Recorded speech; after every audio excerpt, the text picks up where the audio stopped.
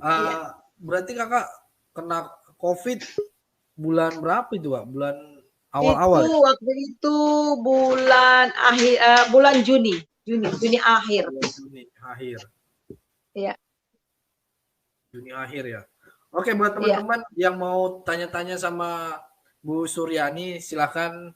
Saya udah bagikan link caranya, klik linknya, habis itu aktifkan audio dan visualnya, dan juga klik OK bikin nama. Bu, saya kan mau tanya-tanya juga nih soal COVID ini. Ya. Sebenarnya COVID ini berbahaya nggak sih Bu bagi kita gitu ininya? Atau orang-orang kan sekarang nggak pala berbahaya banget ya karena ya paling isolasi di rumah, apalagi sekarang makin banyak yang kena kan Iya. pada isolasi. Menurut Ibu isolasi di rumah itu bagus nggak sih Bu? Ya, saya sempat ya isolasi 2 minggu, tetapi parah. Jadi tergantung imun seseorang ya. Tergantung daripada stamina seseorang. Kalau saya kan memang umur saya kan bukan muda lagi ya. Sudah mau hampir 60 juga umur saya ya. Kemudian juga saya punya penyakit bawaan ya, jantung. Saya ada masalah dengan jantung saya darah tinggi dan ya lemah ya, ada kolesterol juga. Jadi bagi mereka yang isolasi mandiri yang staminanya kuat bisa oke ya. Tetapi bagi saya ya yang sedang keadaan lemah tubuh ini ya itu nggak main-main. Dan saudara, corona itu nggak main-main loh. Jadi memang kita harus betul-betul jaga ya, terutama bagi orang yang staminanya nggak baik.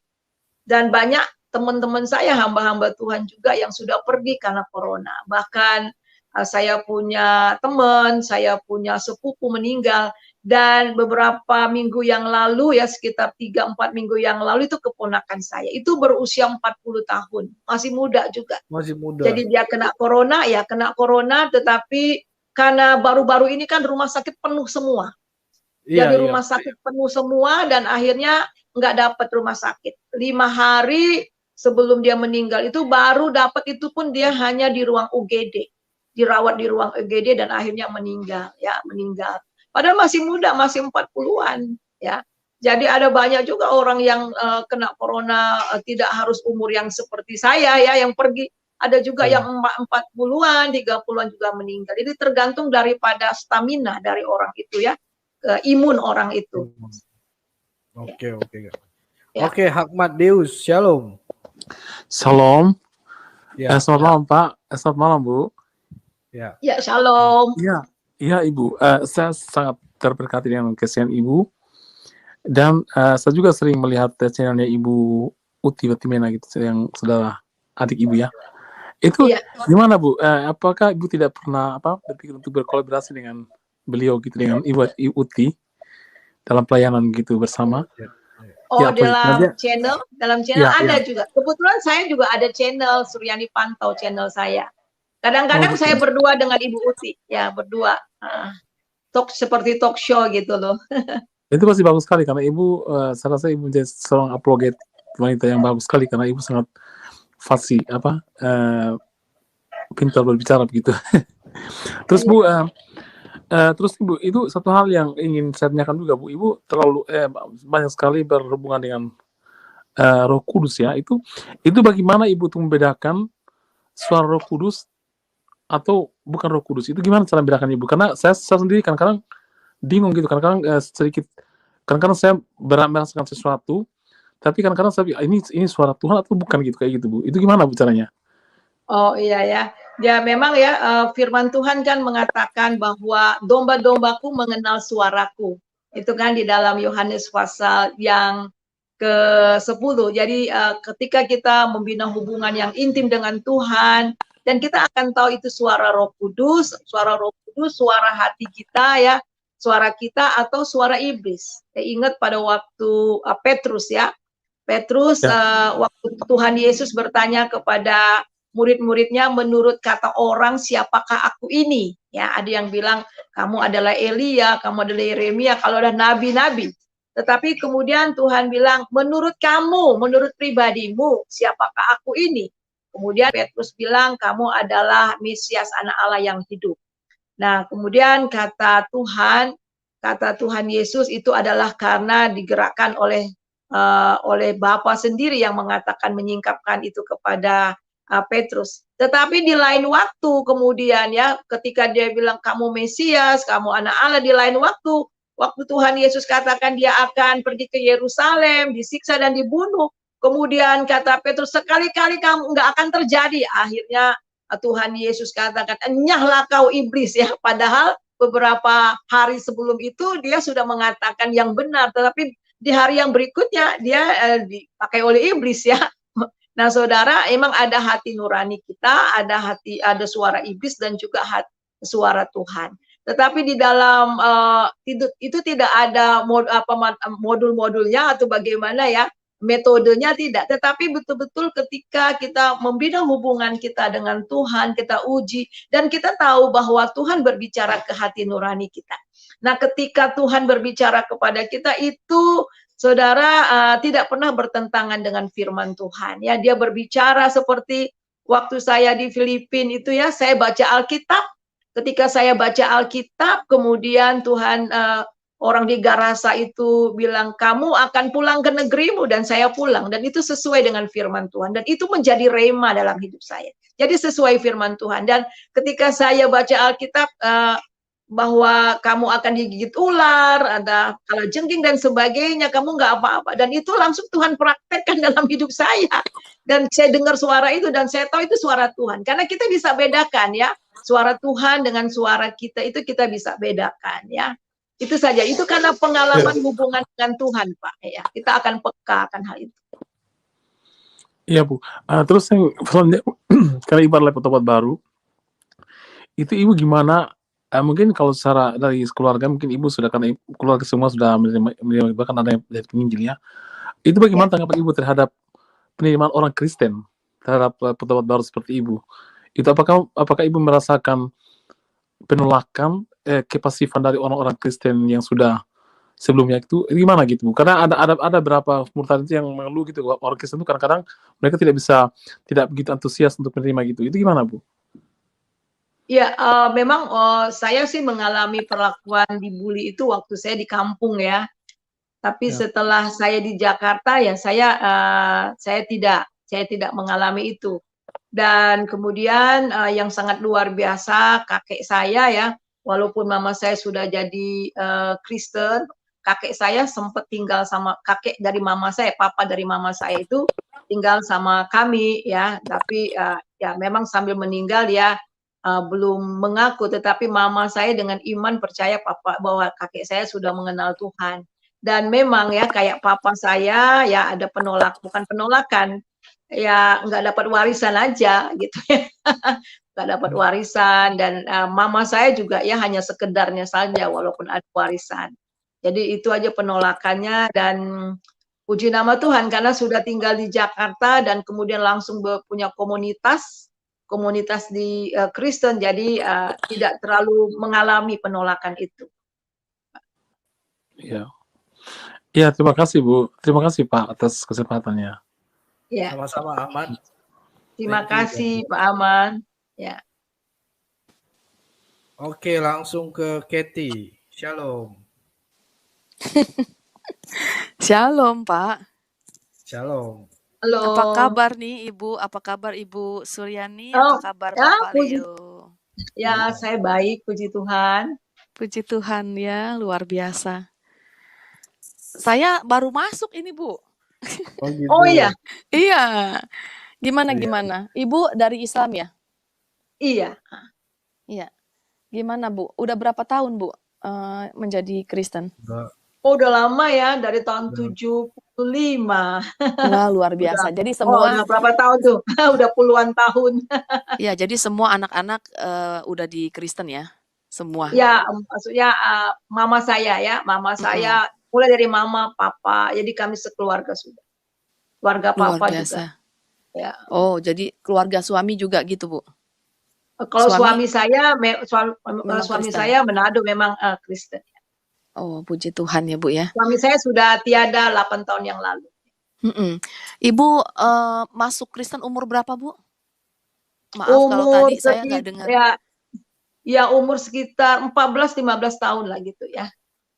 Oh, Ya, masih muda. wow, masih muda sekali. Saya umur 16 tahun ya. Ibu umur Iya, 14 tahun. iya. Heeh. Berarti ibu Jadi nggak berasa waktu dong jadi Kristen, jadi Islamnya nggak berasa ya?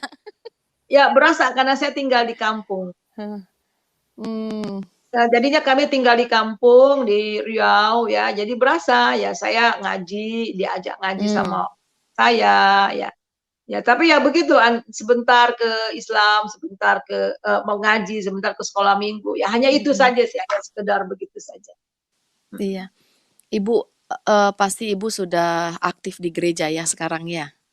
Ya, saya Sebelum melayani sebelum Tuhan. sebelum corona ya, sebelum corona. Ya, saya melayani Tuhan sudah lama dari tahun ya Mm-mm. 86 sudah mulai mengajar di sekolah Dosen, Alkitab, juga dosen Ibu mengembalakan. Suryani ini. Dosen Iya, dia, dosen ya, STT, Sekolah Teologi ya. Oh, ya, ibu ini sekolah teologi ya? Iya, ya saya dosen ngajar. Oh, ajar, luar dosen. biasa, Bu. Wow. Gimana Ibu? Berarti orang tua masih Islam atau udah Kristen, Bu? Sudah justru lewat mereka dulu ya, mereka dulu yang jadi Kristen. Mama Hah? saya Oh dari ya? Islam ya yang fanatik, kemudian melayani Tuhan jadi penginjil yang sangat luar biasa. Wah, saya harus ini nih, harus dengar dari awal. Oh, nanti bisa lihat ya. Iya, iya, luar biasa ya, Bu ya. Iyalah. Adik Ya. adiknya aja ini Kak Uti. Kalau Iya, kakak, iya Uti, Uti Watimena itu adik saya nomor adik, 3. Adik. iya, iya Yes, adik, Oh. adik. my sister. Hmm, Oh gitu. Ya. Ada berapa bersaudara, Bu? Kami ada 4 ya, adik saya nomor Aha. pertama, saya anak Oh, yang yang sulung. pertama. Oh, Oh, nomor dua, kemudian nomor adik dua, saya nomor 2 di Surabaya, mengembalakan perempuan atau sidang laki? juga, cewek, cewek Cewek. juga, Oke. perempuan ya, ya Nomor pendeta Rohita tiganya? Smita ya. Oh Nomor gitu. tiganya Ibu Uti, nomor tiganya Ibu Uti. Nomor 4? Nomor 4 adik saya John. Nah, John juga punya channel itu Buka Hati. buka Oh hati. gitu. Wah hebat ya Kalau keluarganya ya. saya Suryani Pantau, channel saya Suryani Pantau ya. Yang Iya. melayani Tuhan Hmm. buka jalan ya dengan situasi ini, melayani Tuhan dengan bebas, beritakan Injil. Iya. Oh begitu. Iya. Jalan terus Bu ya. Jangan Ya. menyerah Bu. Yes, amin. Luar biasa, luar biasa. Keluarga yang diurapi ya Bu ya. Ya, semua kami akhirnya puji Tuhan semua melayani Kalau Tuhan kalau ya. tante-tante gitu Bu, kayak tante, om gitu gimana? Ada yang Kalau masih sebelah, Islam nggak? Ada yang masih Islam oh nggak? iya, dari keluarga mama cuman mama sendiri. Tante om masih belum. Jadi keluarga Oh mama gitu. semuanya masih muslim. Cuman keluarga papa saya yang semuanya Heeh. ya Kristen. Cuman Tapi yang mereka om-omnya baik-baik yang ya. oh ya om-om yang di sana yang di Banten ya masih Islam. Iya, tapi mereka baik-baik ya sampai sekarang ya. Ya baik, oke. Oke, Iya. hubungan dengan paman, dengan ya Iya, sudah iya. lama ya, sudah berapa Heeh. tahun yang lalu ya, Oh, iya, sudah iya, iya. puluhan tahun, jadi sudah ya saling ya. Oke lah. Ya walaupun secara waktu Natal apa mereka nggak pernah ngucapin ya, tapi kalau Mhm. Idul Fitri apa kita datang ke rumah paman saya. Itu saja Iya, ya. iya, Tapi secara hubungan baik, hubungan baik. iya.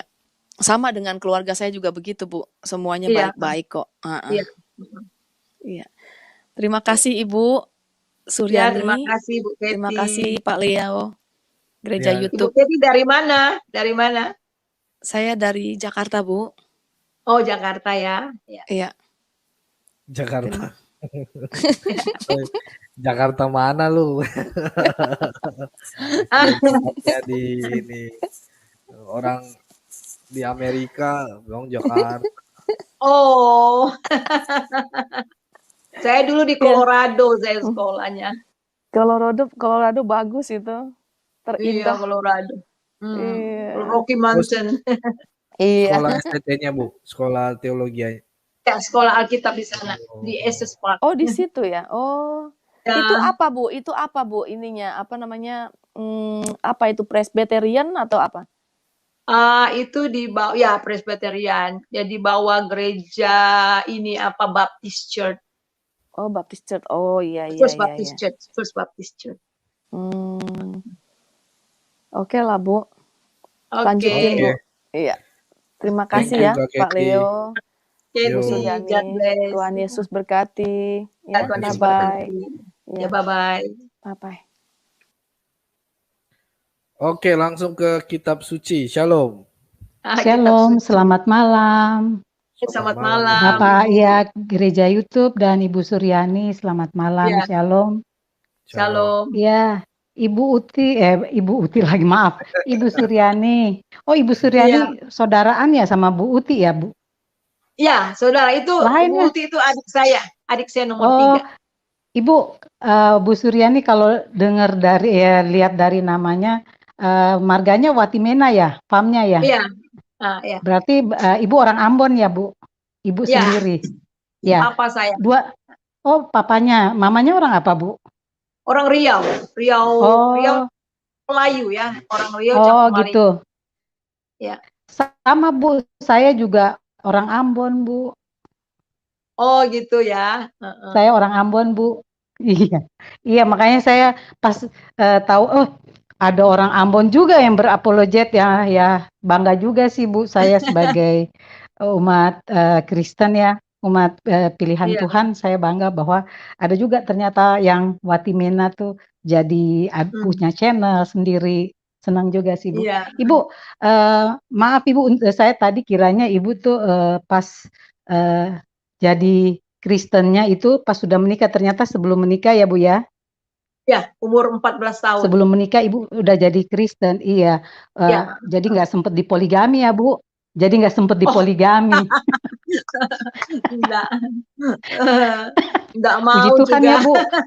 Iya, iya puji Tuhan kan Bu ya, nggak seperti itu gitu loh Bu. Iya. Ibu gereja, Ibu bergereja di ini masih online ya Bu ya? Punya channel Ya. yang tiap hari Minggu nggak Bu? Punya channel yang tiap hari Minggu? Ada. Ya. Ya, saya. Apa tuh Bu itunya? Ini. Ya, nama channel saya Suryani Pantau. Oh begitu, Suryani Pantau. Ibu pernah tinggal di Manado, Bu? Ya, Suryani. Ibu pernah tinggal di pernah, Manado? tapi pernah ke sana saja. Oh, saya Iya. kira Ibu pernah tinggal di sana, soalnya saya juga pernah tinggal di Manado lama, Bu. Tapi di Oh Bitung. gitu. Suami saya dari Iya. Air Madidi. Oh, Tapi suami deket lah. sudah tiada sekitar Oh 8 ya. tahun. Oh begitu ya Bu. Tapi tuh Ibu tetap Iya. dipelihara Tuhan ya Bu ya. Walaupun Ya. walaupun ditinggal. Ibu anak berapa Bu? Maaf. Anak saya 2. Oh 2. 2, iya. Udah dong Ya, Bu, saya udah punya cucu. 1. Iya, Oh. 1 cucu. Pasti ya kalau perempuan cantik, kalau laki-laki ganteng. Soalnya omanya cantik. Ya, makasih. Ya, Makasih. Ibu Suryani, saya cuma mau bilang aja bahwa Ibu tetap semangat ya Bu, jaga kesehatan. Iya. Channel-channel Ibu dan Ibu Uti itu sangat menguatkan iman kita sebagai anak-anak Tuhan yang percaya sama Tuhan. Kami tuh merasa terberkati banget dengan kesaksian-kesaksian Ibu Uti, Ibu Suryani. Terima Amin. kasih ya Bu. Ibu Ya, tetap terima semangat, jaga kasih. kesehatan. Ya, Ya, terima saya kasih, cuman Bu. Shalom Bu, Marga saya apa cuma mau ini? katakan. Kenapa Bu, saya kalau ininya sewaktu belum kawin, papa saya farmnya Ferdinandus. Tapi setelah saya menikah, suami saya Pasanea. Jadi saya Nyonya Pasanea, Bu. Oh iya. Kalau saya juga Nyonya Pantau, Mbak. Saya lebih dikenal Pantau ya, yang Pantau ya Bu ya. Pantau.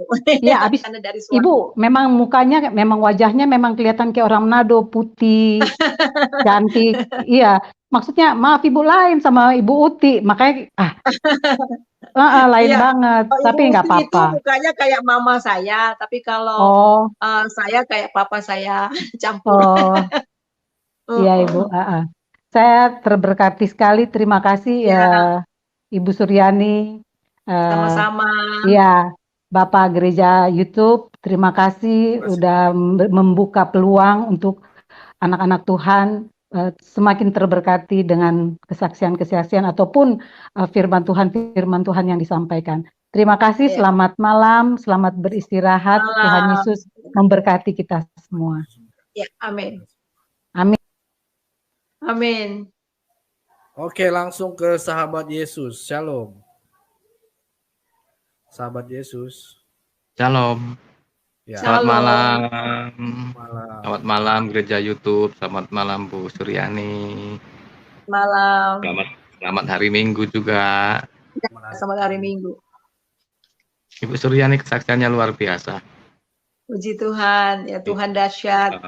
Ya, pekerjaan Tuhan itu nyata ya Bu. Kuasa Tuhan itu. Ya, betul. Kuasa Tuhan Yesus itu Ya, nyata betul. sekali. Ibu, saya mau pengen dengar dari Ibu kan dulu latar belakangnya Muslim ya. Ya. Ya, Bu.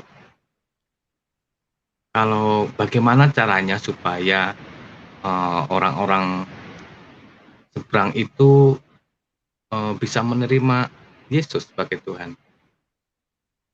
Bagaimana caranya ya? Ya memang Ya. Alkitab sih mengatakan tidak ada seorang pun yang datang kepada Tuhan Yesus kalau bukan digerakkan oleh Roh Kudus ya. Itu memang pekerjaan Roh Kudus. Jadi kita sebagai anak-anak Tuhan kita hanya sharing saja ya. Kita hanya bagikan firman.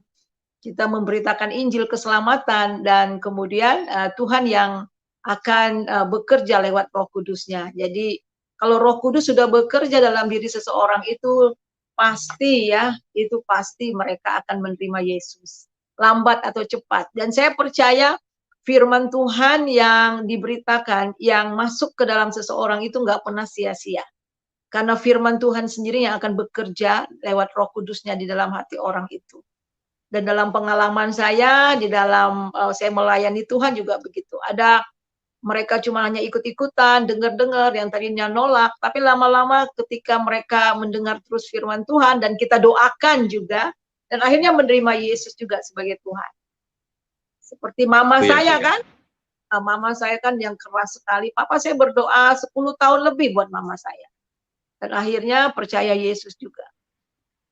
Ya, itu pekerjaan Roh Kudus, Pak. Oh iya, dulu Bu Suryani juga mengalami kesulitan nggak Bu menerima Kristus? Ya, waktu saya masih kecil sih ya memang karena papa saya Kristen, mama saya Islam dan kami tinggal di Riau. Dan itu memang saya sama sekali tidak mengerti apa-apa. Jadi betul-betul nggak punya Tuhan deh boleh dikatakan ya. Walaupun malam nenek saya bawa ngaji ke surau, tapi nanti karena papa saya belayar, papa saya pulang rumah, saya diajak pergi ke sekolah minggu. Jadi nggak ngerti apa-apa. Sama sekali nggak ngerti apa-apa. Tapi setelah mama saya bertobat, terima Tuhan Yesus, lewat mukjizat dan akhirnya Tuhan suruh pindah ke Jakarta, sekolah Alkitab. Nah baru saya diajak persekutuan doa, Bible study, dan disitulah saya terima Yesus. Itu ya, Bu. Jadi, Amin. Ya Amin. memang kesulitan waktu saya di sana. Karena saya sering dibully. Waktu masih kecil itu banget ya. Ya, apalagi daerah Riau, Sumatera itu kan mayoritasnya lingkungan orang-orang seberang itu. Iya.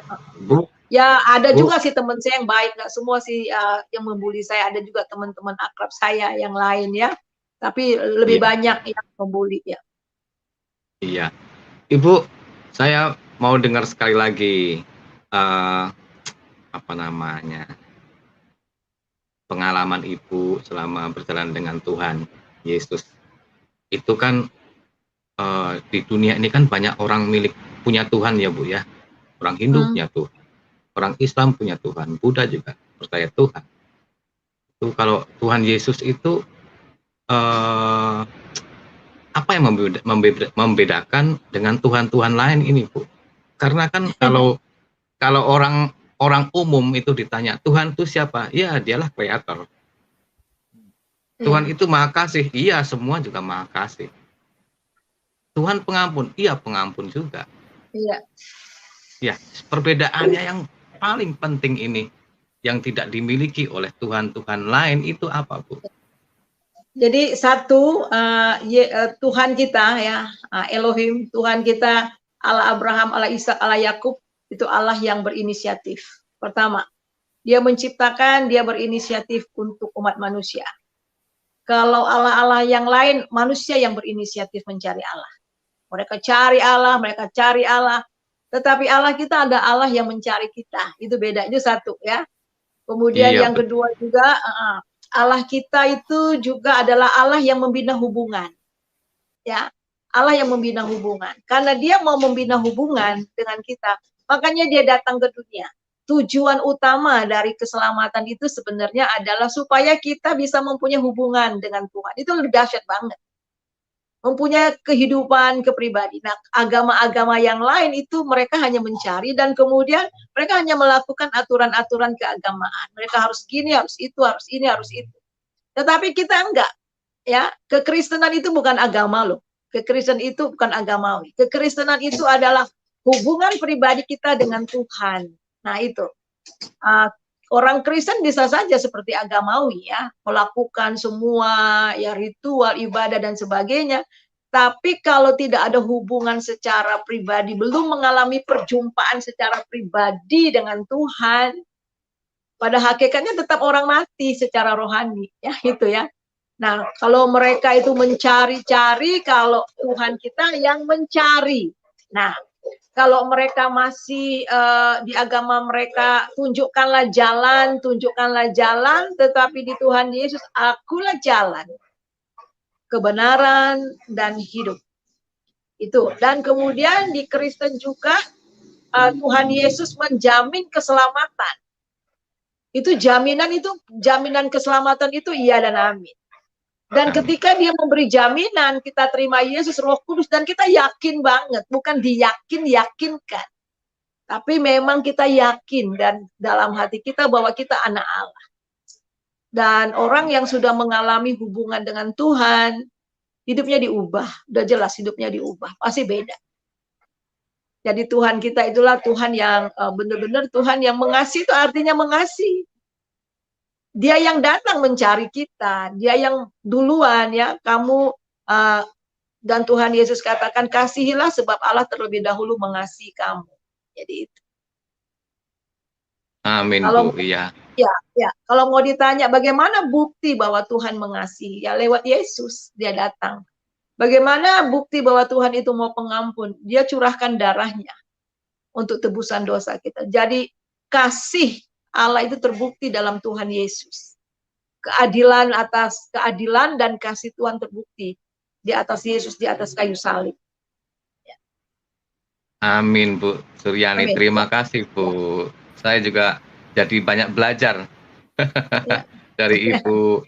Terima kasih buat sharingnya Pak Gereja Ya, YouTube, Bu Terima Suryani. kasih Salam, banyak. selamat malam. Halo, Salam. Pak sahabat Yesus ya. Oke, langsung Mangku Langit. Shalom. Mangku langit ya. Shalom, Ya. Shalom. selamat malam, Tuhan berkati. Ya, selamat malam. Tuhan Yesus berkati. Ibu, kalau dengar kesaksian Ibu ini mendayu-dayu, Bu ya. Beda dengan Ibu, sangat mendayu-dayu. Oh, Maksudnya ya dayu-dayu Kayak apa? kayak gelombang laut yang enak di ini kayak. Jadi kita ingat lagu di tengah gelombang harus percobaan. Beda dengan Ibu Uti. Kalau Ibu Uti itu meledak-ledak. Oh, iya. Jadi channel Ibu Yuti, Gereja YouTube kan saya ikutin terus. Ya. ya. Saya sangat luar biasa dengan channel-channel Kristen ini. Amin. Dan itu sungguh mengubahkan sudut pandang saya Amin. di dalam Ya. melakukan apologet warung kopi. Saya sering kok melakukan apologet dengan teman-teman sebelah, tapi hanya di warung kopi. Kadang ketika saya mengikuti debat rumah apologet Kristen dengan teman-teman sebelah, kadang gregetan juga saya sih. Memang apologet Kristen kita itu memang cerdas-cerdas lah. Ya. Nah, bedanya apologet Kristen kita cerdas, yang dihadapin tuh orang-orang beku. Yang diajak berbahasa akademik tinggi, mereka tidak akan nyampai karena di sisi mereka kan gini Bu ya. Ya, ya. Mereka sudah punya dogma bahwa tidak boleh bertanya tentang keyakinan. Apapun yang diberikan, ya itulah, salah benar, masuk akal nggak masuk akal, ya pokoknya istilah mereka itu ilmu pokoknya Pak. Jadi mereka pakai teori pokoknya dan dipraktekkan benar-benar itu. Tetapi kalau saya biasanya gini, saya sering kok berdebat dengan teman-teman sebelah ketika tentang sosok Allah. Mereka kan sering menyerang pribadi Yesus. Ya. Nah, saya sering bilang gini, Yesus itu Allah, Yesus itu manusia, dan Yesus itu roh. Itu jelas. Bedanya dengan Tuhan-Tuhan lain, kalau Tuhan kami Yesus itu memberikan teladan. Ya. Dia memberikan contoh langsung, misalnya berdoa, cara menyebarkan kasih, cara berbicara, semua langsung teladan langsung. Ya, betul. Terus saya ngasih perumpamaan sederhana dengan mereka. Saya bilang gini, seorang pelatih terjun payung akan diakui oleh murid-muridnya ketika dia sudah mempraktekkan terjun payung. Bagaimana mungkin seorang murid-murid mau terjun payung dari pesawat, sementara pelatihnya sendiri tidak pernah melakukan terjun payung? Iya. Saya analoginya seperti itu, jadi pakai bahasa sederhana. Jadi kami ngikutin teladan Yesus karena Tuhan Yesus memberikan teladan, memberikan contoh langsung. Ya. Sementara kalian, Allah kalian tidak pernah, pertama, kalian tidak pernah kenal secara pribadi. Kedua, Allah kalian tidak pernah memberi contoh secara langsung. Sebagai contoh gini, saya langsung keras ketika itu, kalian diwajibkan untuk sholat dan ngaji oleh Allah SWT. Betul nggak? Betul katanya. Nah pertanyaannya, pernah nggak Allah SWT itu ngaji? Kalian lihat dia sedang sholat dan ngaji? Pasti kalian bilang nggak pernah. Nah bagaimana sesuatu yang nggak pernah kalian lihat memberikan contoh dan kalian percaya? Logika sederhana yang sangat sederhana itu. Jadi kita mau percaya sholat dan ngaji kalau diajarin, kalau Allah kita pernah melihat Allah kita itu bisa ngaji dan sholat.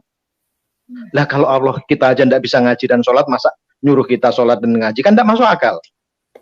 Nah saya pakai bahasa sederhana seperti itu, baru mereka ngeh. Tapi kalau kita pakai bicara-bicara teori bahasa-bahasa iman, bahasa-bahasa Alkitabiah, nggak akan masuk. Tak akan masuk, percayalah, tak akan masuk. Karena mereka sudah keras tengkuk.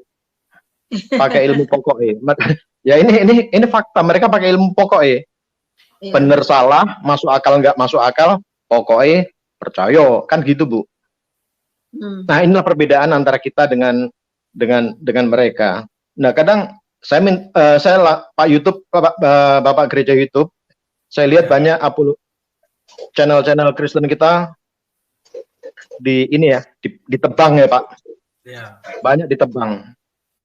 Tetapi di Yesaya 6 ayat 13 mengatakan, dan itu ternyata nubuat dan itu memang terjadi.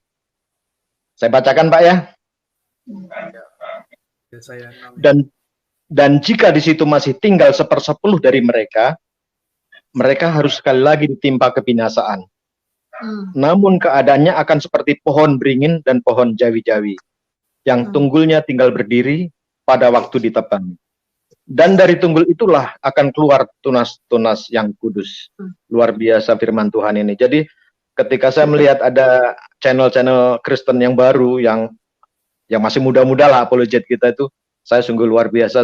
Saya sangat bersyukur kepada Tuhan memberikan tunas-tunas baru bagi bangsa ini dari tunas-tunas Kristus. Luar biasa, saya apresiasi dengan termasuk rumah gereja YouTube, ibu maupun Ibu Uti dan semuanya lah, saya sangat apresiasi, luar biasa. Secara iman ibu sudah sangat luar biasa kuat. Saya nggak ada apa-apanya Bu, makanya saya nggak berani nanya Bu. Saya nggak berani nanya. Jadi saya hanya bilang, Selamat melayani. Tuhan berkati Terima Ibu dan kasih, keluarga. Pak. Ya. Dan gereja YouTube juga diberkati makin besar dan makin luar biasa di dalam pelayanan melalui media sosial. Tuhan Yes. berkati. Terima kasih. Terima kasih Tuhan Yesus. Terima kasih, Pak. Tuhan Yesus berkati. Oke. Sebentar dulu nih sebelum Kak Gawi masuk.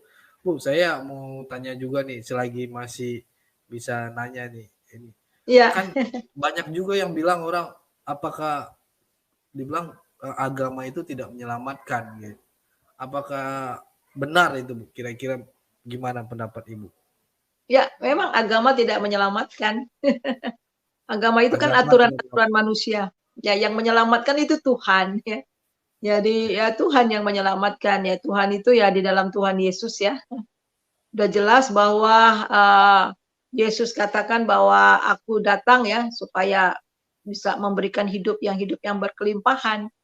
Dan dia juga katakan bahwa dia menjadi penebus dosa manusia, menyerahkan nyawanya untuk menjadi tebusan manusia. Jadi jelas di dalam Markus pasal yang ke-10 ayat yang ke-45 ya kalau nggak salah, udah jelas ya.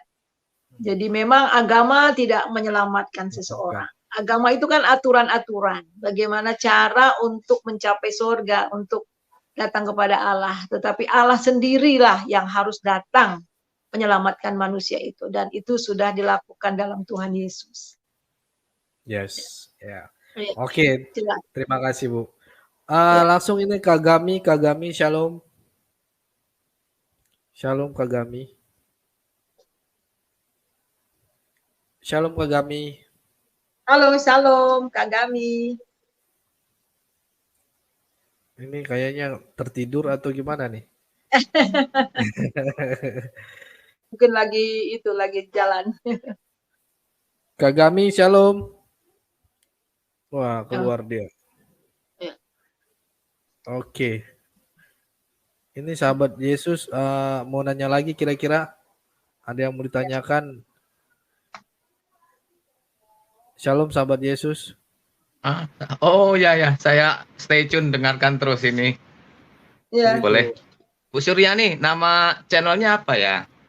Suryani Pantau. Ini tadi Pak. Suryani Pantau. Atau di sana itu Ibu khotbah atau melakukan apologetik? Saya banyakannya khotbah ya, pengajaran. Ada sekali-sekali juga dengan Ibu Uti saya di situ. Tapi seperti bentuk talk show ya. Ya ini ada. Kebetulan juga saya ada di jaringan doa. Jadi pelayan-pelayan juga saya muat di sana ya. Ya. Iya. Ini juga saya mulai karena saya kebetulan mengembalakan sidang. Jadi karena lockdown, jadi akhirnya saya pelayanan lewat YouTube, jadi online, ibadah online. Jadi akhirnya ya Tuhan menggerakkan saya untuk langsung juga memberikan hal-hal yang pengajaran-pengajaran yang lainnya. Ibu, kalau menurut Ibu situasi di Indonesia sekarang ini bagaimana orang-orang Islam di sana, Bu? Muslim di sana, apakah sudah banyak yang menerima Kristus? Maksudnya di sana, saya tinggal di Jakarta sekarang, Pak. Ya, di Jakarta, Bu. Di sekitar Ibu gitu gimana? Ya lumayan sudah banyak juga sih. Ya. Yang saya layani, saya sudah banyak juga baptis orang yang dari Muslim. Terima Gitu Yesus. Ya, saya sudah banyak yang membaptis orang yang dari membina orang-orang yang dari Muslim. Terima Yesus. Itu orang-orang lokal Jakarta atau pendatang, Bu? Ada macam-macam ya, ada macam-macam. Jadi dari Jakarta ya, tapi kebanyakan memang tinggal di Jakarta. Oh ya. Maaf Bu, karena saya kurang tahu situasi ini. Ya. Waktu mama saya masih hidup juga, saya dengan mama saya suka menginjili. Ada beberapa keluarga juga yang dari Muslim percaya Yesus. Dan akhirnya anaknya juga jadi hamba Tuhan juga yang Muslim ini. Oh gitu. Bu, apa jurus yang paling ampuh ketika kita menginjili seseorang? jurus yang paling ampuh. Iya, Ya, taruhlah ada banyak metode sih. 3 jurus, Bu.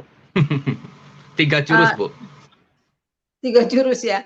Ya, yang pertama itu ya, yang saya tahu sih ya, yang dalam pengalaman saya itu yang pertama ya kita memberitakan Tuhan. Yang pertama kita mendoakan orang itu. Nah, ini saya mau kasih kesaksian kesaksian aja deh ya supaya menjawab ini. Dulu waktu saya sekolah di Amerika, kami itu setiap weekend, hari Rabu, bukan weekend, Jumat Jumat itu kami praktek. Jadi dari kampus kami praktek pergi ke Universitas Colorado di border ya. Nah, saya kan biasa di Jakarta, di Indonesia tuh penginjilan secara pribadi langsung aja. Biasanya langsung ngomong, kamu udah pernah dengar gak Tuhan Yesus? Boleh nggak ya kita ngomong-ngomong tentang agama Yesus, tentang ini, tukar pendapat. Sekali dulu saya begitu. Nah, waktu saya pikir udah banyak orang yang saya layani terima Tuhan Yesus dan penginjilan pribadi saya.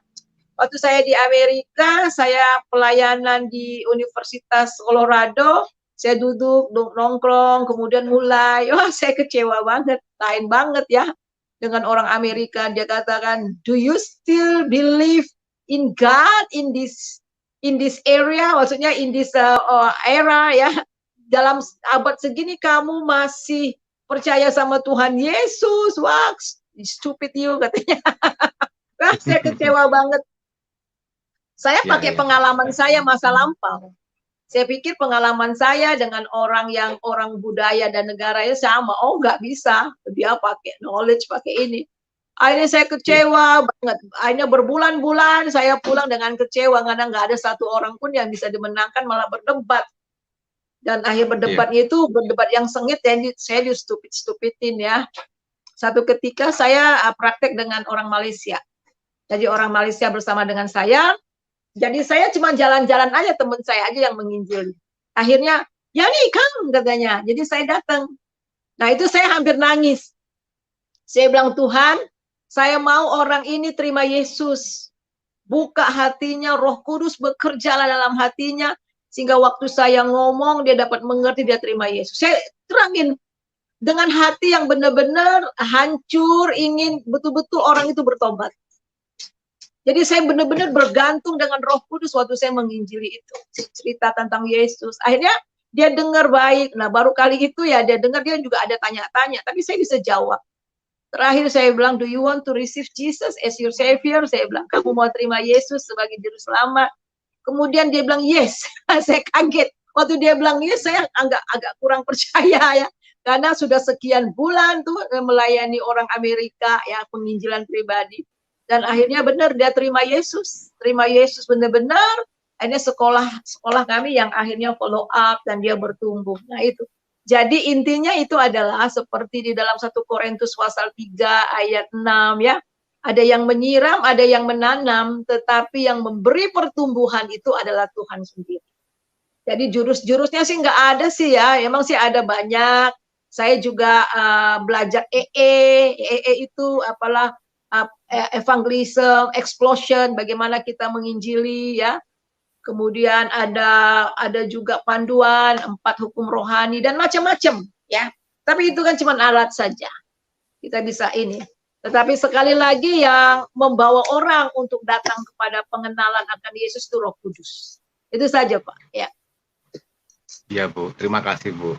Saya juga ngalamin juga itu kesulitan menginjili. Apalagi apalagi sekitar saya ini rata-rata orang Buddhis. Oh iya.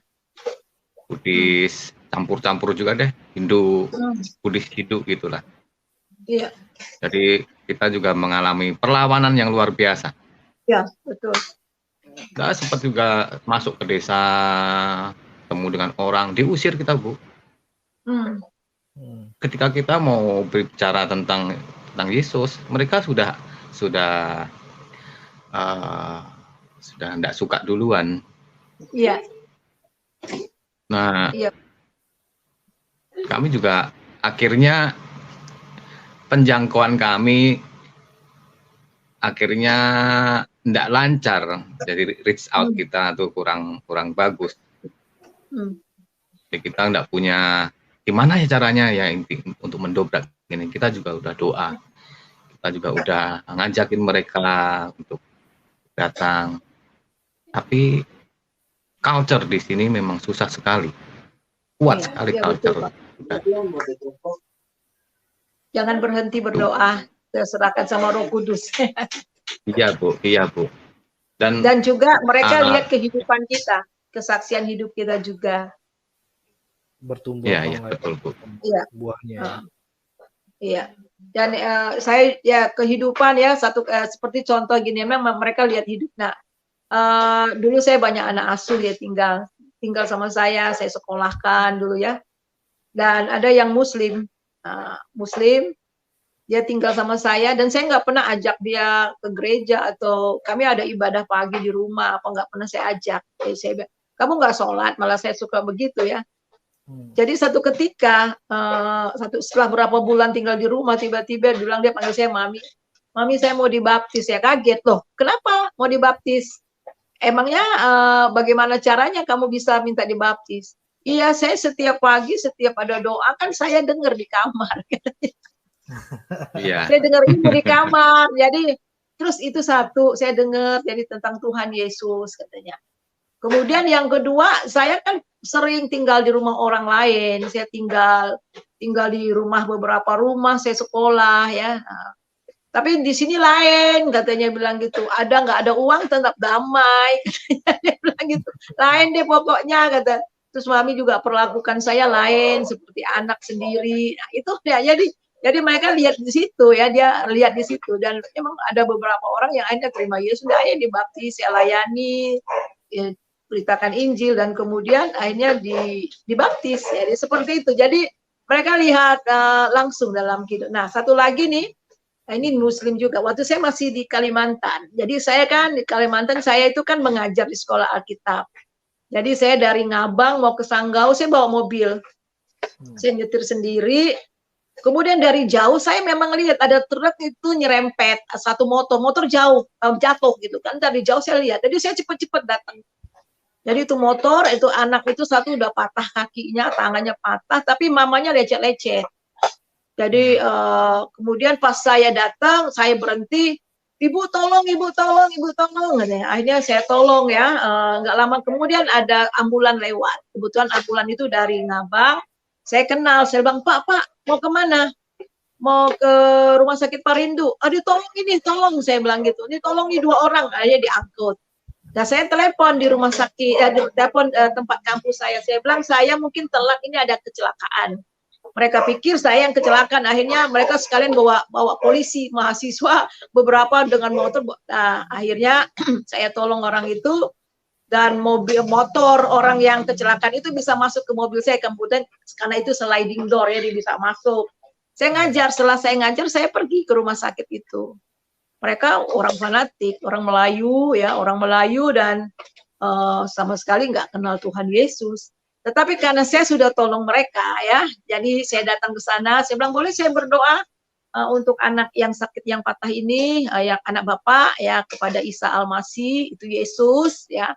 Kan dia melakukan mukjizat banyak. Oh iya boleh Bu. Jadi saya berdoa, saya bilang Tuhan Yesus junjungan kami, Engkaulah juru selamat. Dalam doa itu saya menginjili sebenarnya Yesus yang datang ke dunia untuk mati di kayu salib, gitu ya saya berdoa. Tuhan jamah. Nah, itu ada sepupunya, sepupu anak itu bilang, Ibu, saya boleh ikut Ibu enggak? Saya turun di kampung, di kampung ada satu kampung kan, karena saya lewat kampungnya.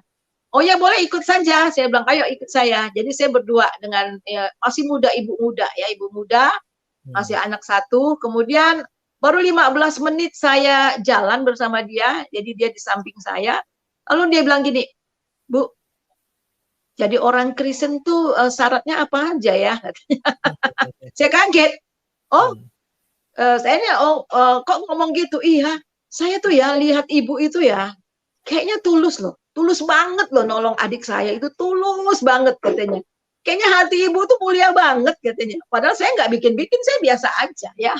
Kalau bikin-bikin kan malah itu munafik ya kelihatannya. Katanya benar-benar mengalir dalam hati, saya tolong anak ini dan semua. Saya pengen punya hati seperti ibu. Saya kaget. Oh gitu ya. Oh itu hati Tuhan Yesus yang diberikan ke hati saya. Saya bilang gitu. Tuhan Yesus itu siapa sih Bu? Katanya. Akhirnya saya cerita. Saya injili ya. Jadi sepanjang jalan itu saya injili, saya terangkan Tuhan Yesus. Kemudian gimana? Kamu mau terima Tuhan Yesus nggak menjadi juru selamat? Mau Bu, katanya. Udah terima Yesus di mobil saya itu. Kemudian kamu tutup mata, ikut kata-kata saya, ini terima Yesus. Dan itu saudara setiap minggu ya, seminggu sekali dia datang, jadi dia nggak boleh bawa Alkitab di rumahnya, bahaya. Jadi dia bungkus, kadang-kadang dia simpan di mana nggak tahu. Akhirnya saya muridkan dia sampai bertumbuh ya, murid setiap dia datang ke rumah, saya ajarin firman Tuhan. Ya seperti itu ya. Jadi itu ada banyak sekali hal-hal yang, jadi mereka tuh justru lihat hidup kita gitu loh. Jadi hidup kita dan akhirnya memang mereka langsung percaya sama Tuhan. Itu Pak, salah satunya ya. Ada 2 orang inilah yang saya kasih kesaksiannya. Baik, terima kasih Bu. Maaf terlalu lama saya kayaknya. Yang lain dulu Pak Gereja YouTube. Enggak apa-apa. Ini kita sharing ya. Jadi memang penghalang yang terbesar kadang-kadang ya orang untuk tidak datang kepada Tuhan Yesus karena lihat kehidupan kita juga ya Pak ya, banyak juga ya di luar itu. Jadi kadang-kadang seperti itu, itu juga. Baiklah, saya juga kalau diberi kesempatan untuk tanya tuh saya pengen tanya banyak sekali karena saya juga sebagai orang Kristen itu juga ndak apa ya kurang lah ilmu saya, kekristenan saya ini. Ibu, kadang kan orang-orang sebelah itu mempertanyakan logisme, jadi logikanya kekristenan tuh kayak gimana, mana bisa Tuhan menjadi manusia, disalib, mati lagi. Tapi ketika kita menceritakan kepada mereka bahwa Musa pun juga membelah lautan, mana bisa itu di logika? Yesus membangkitkan orang mati, itu mana bisa di logika? Tapi mereka tetap ngeyel. Itu kekristenan itu tidak logika. Masa Tuhan jadi anak? Masa manusia dituhankan? Nah Bu, untuk menunjukkan bagaimana mempresentasikan logika kekristenan itu bagaimana? Bagaimana ya? Memang Tuhan itu nggak bisa masuk dalam logika. Sebenarnya logik ya. Logik banget kalau Allah yang maha besar dari manusia dia bisa melakukan segala perkara, itu logik banget. Bagi Tuhan tidak ada yang mustahil karena dia Allah, dia berkuasa, dia bisa bikin apa aja. Itu logik banget. Cuman nggak menjadi logik bagi orang yang nggak percaya sama dia, gitu ya. Jadi itu emang nggak masuk akal. Emang untuk buat manusia yang seperti itu yang nggak masuk akal, menghidupkan orang mati dan sebagainya, itu nggak masuk akal. Tetapi masuk akal bagi kita karena itu memang dia maha kuasa, dia bisa lakukan apa saja. Nah kalau saya sih mereka menolak ya nggak apa-apa, karena mereka belum mengerti, karena memang dalam pikiran mereka itu masih terselubung ya, masih diselubungi oleh ilah zaman ya. Itu dapat kita lihat di 2 Korintus pasal 3 ya, ayat yang ke-15 sampai 18 itu ya, bagaimana mereka itu masih diselubung oleh apa ya, masih terselubung pikiran mereka, jadi nggak ngerti ya. Mereka baca kitab Tuhan berkata kepada orang-orang Farisi pada saat itu ya, kamu baca kitab Musa, kamu nggak ngerti karena memang nggak ngerti ya. Jadi kita bisa mengenal Allah karena Allah sendiri yang memperkenalkan dirinya kepada kita. Sekali lagi, kita tidak akan pernah mengenal Allah kalau Allah sendiri tidak memperkenalkan, menyingkapkan dirinya kepada manusia. Jadi sangat wajar kalau mereka masih menolak, tidak apa-apa, tetapi doa kita supaya selubung yang ada di pikiran mereka itu bisa disingkapkan, bisa dilepas, bisa lihat. Jadi saya selalu berdoa, Tuhan singkapkan kebenaran, buka mata rohani mereka, pikiran rohani mereka supaya mereka dapat melihat dan mengerti akan kebenaran. Itu yang saya selalu doakan buat mereka ya. Dan Alkitab juga di 2 Korintus pasal 10 ayat 4 dan 5, yaitu kan di situ dikatakan kami menawan setiap pikiran dan menaklukkannya kepada Kristus. Jadi itu. Jadi memang bermain di otak ini, iblis bermain di sini, tutup ya, sehingga nggak mengerti. Tapi percaya ya, walaupun mereka tolak, nggak masuk akal, dan memang nggak masuk akal, hanya Tuhan yang bisa menyingkapkan itu. Itu memang betul ya. Jadi, tetapi kalau Roh Kudus sudah bekerja, nggak ada yang bisa membendung pekerjaan Roh Kudus. Itu Pak. Amin. Ya. Pak Gereja YouTube luar biasa. Narasumber malam ini tuh kita bisa banyak belajar. Nah, narasumber seperti ini lah yang dibutuhkan orang-orang seperti Bu Suryani gini. Orang-orang Indonesia yang awam, yang pengen mengenal Tuhan, dia sebaiknya mendengarkan narasumber yang memang capable dia. Seperti Bu Suryani.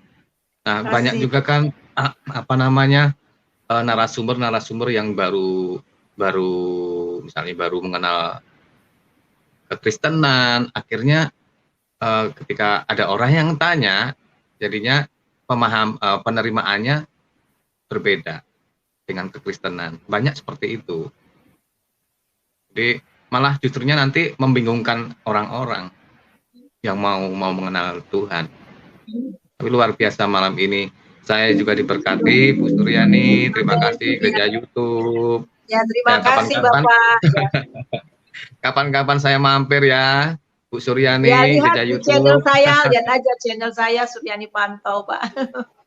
Emang Ya, lebih baik, banyak pengajaran. Ya, saya sengaja memang memberi banyak pengajaran. Ya Bu, terima kasih sekali lagi. Saya mau mundur dulu ya. Ya, Shalom, sama-sama. selamat malam. Shalom, Makasih selamat sharingnya. malam. God bless. Ya. God bless. God bless you too. Oke, Bu, saya mau tanya lagi nih Bu, apa yang dari semua perjalanan Ibu nih, pelayanan, terima Yesus, dan terus jadi berkat lah, jadi dosen, penginjilan di mana-mana. Kan banyak lah ininya. Mau tahu juga apa yang paling menyakitkan Ibu dalam melayani Tuhan? Ada nggak? Kadang katanya ngikut Tuhan kan nggak enak-enaknya aja ya. Oh gitu ya, yang menyakitkan ya.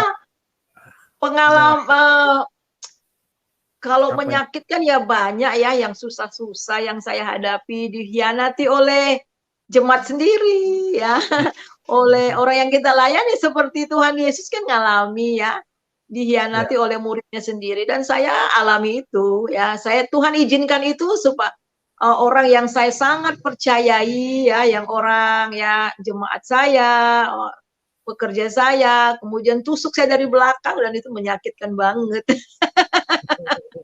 Ya orang yang teman, nah itu saya. Tapi untuk yang lain-lain enggak ya, difitnah, di apa, saya is okay.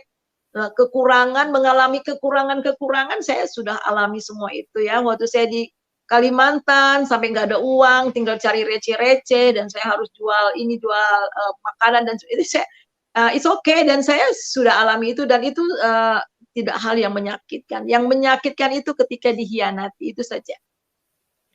Yang lain-lainnya enggak ya. Diomongin orang is okay ya, tapi dikhianati sama orang kepercayaan kita, sama sahabat, nah itu paling menyakitkan.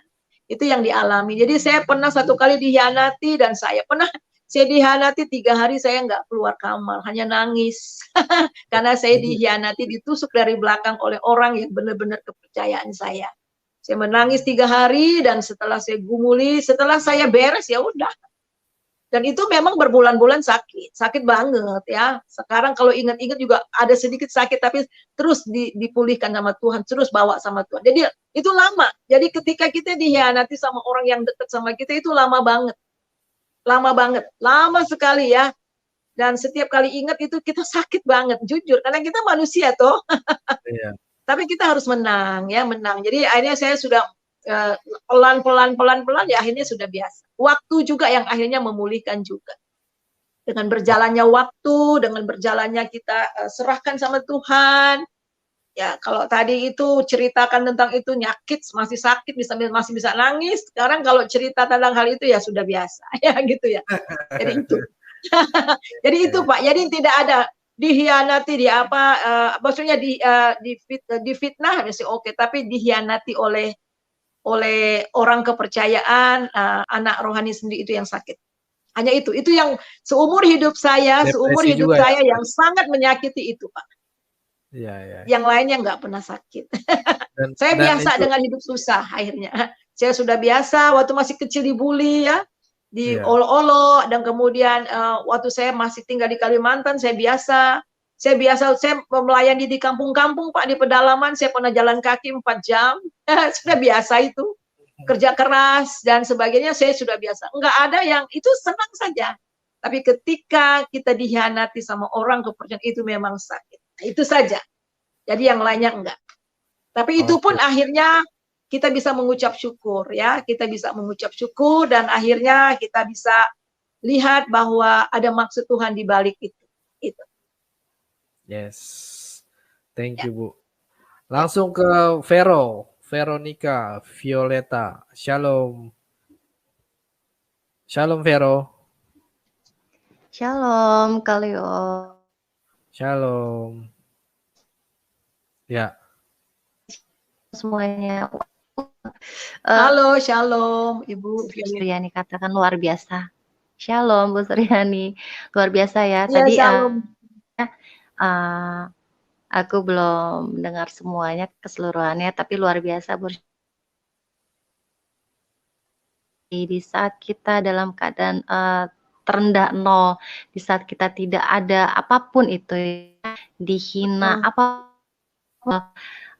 yang kita dapat, dan kita harus syukuri, Bu Suryani. Justru itu kemenangan buat kita. Gitu. Karena Tuhan penuh kasih, Dia aja mengasihi, mengampuni. Artinya kita sebagai anak-anak Tuhan seperti itu gitu. Dan dengan kasih itu segalanya akan lewat gitu. Iya, betul. Justru itu menjadi damai sejahtera, sukacita, berkat buat kita yang melimpah gitu, Bu Suryani. Aku seneng gini, memang sesuatu hal yang kata-kata dan maksudnya yang sangat menjatuhkan itu malah bukan kalau buat orang lain mungkin mengolok-olokkan kita itu bisa gitu, mereka seperti itu, tapi buat kita tuh suatu kebanggaan, suatu kemenangan buat kita anak-anak Tuhan. Itu artinya itu semakin kuat loh, Bu Suryani, buat kita. Semakin kuat iman kita, semakin kuat, semakin sukacitanya luar biasa, Bu Suryani. Wow, luar biasa. Memang kalau hidup benar-benar sungguh-sungguh di dalam Tuhan itu loh, Bu Suryani. Gitu. Jadi ya hasil proses yang yang Tuhan berikan pada kita, disitulah proses Tuhan proses kita yang diberikan oleh Tuhan.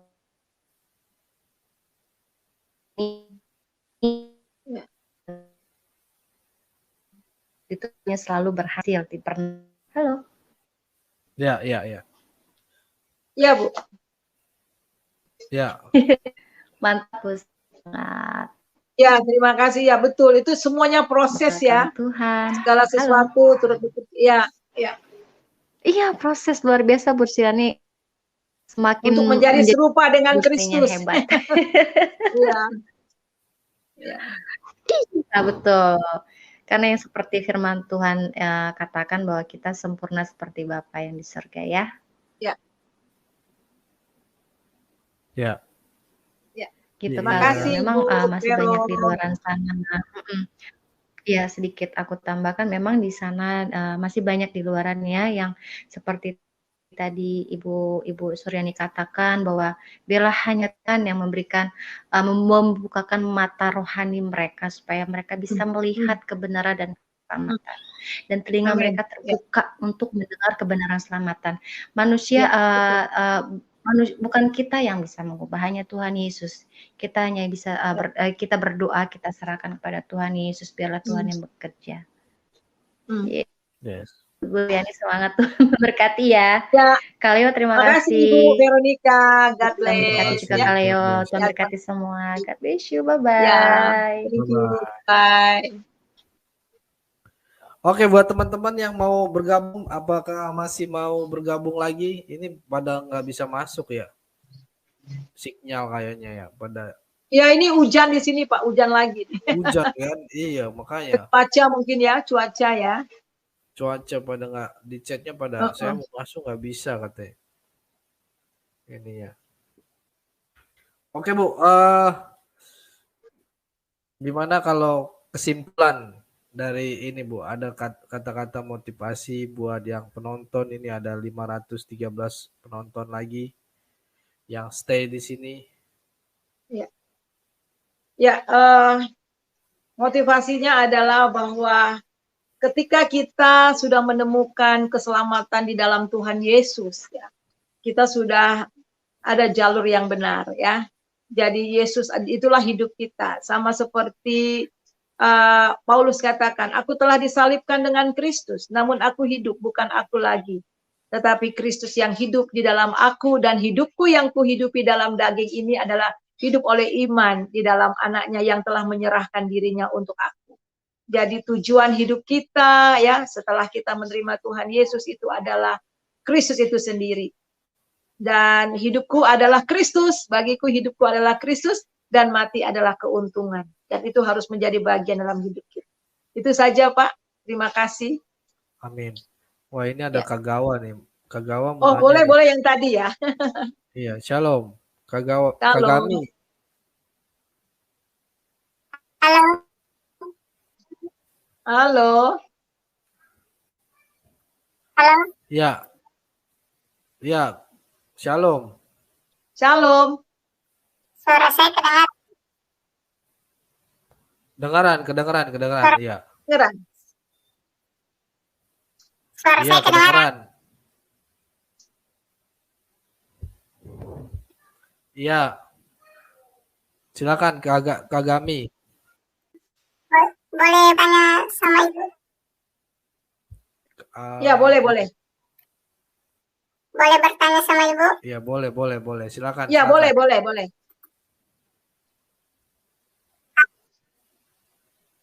Oke, ya. Jadi gini Bu, menurut Ibu kan Ibu sudah lama ya menjadi penginjil ya? Iya.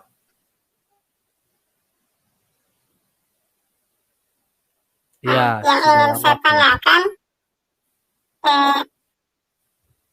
saya ada baca sebuah ayat, yaitu 1 Timotius pasal 6 ayat 16. Nah, di situ kan dikatakan bahwasanya salah satu sifat dari Tuhan itu tidak mati. Bagaimana menurut Ibu? Kan Yesus mati. 1 Timotius berapa tadi? 1 Timotius berapa? 6. 1 Timotius 6. 1 Timotius 6 pasal ayat 16. Oke, sebentar saya tayangin dulu. Ini ya. Dialah satu-satunya yang tidak takluk kepada maut, bersemayam dalam terang yang tak terhampiri. Seorang pun tak pernah melihat dia, dan memang manusia tidak dapat melihat dia. Baginya lah hormat dan kuasa yang kekal. Amin. Yang ditanyakan apa tuh, Yang mau ditanyakan apa? Ya. Ya, kan Yesus mati kan, menurut kepercayaan Ibu kan, untuk menebus dosa manusia kan? Ya. Ya, betul. Nah, jadi gini. Terus ya. ayat ini sudah bisa ditangkap ya Bu ya? Ya, tunggu saya lihat dulu. Pertanyaan saya sudah bisa ditangkap. Kecil sekali ayatnya memang, tadi saya harus buka Alkitab saya ya.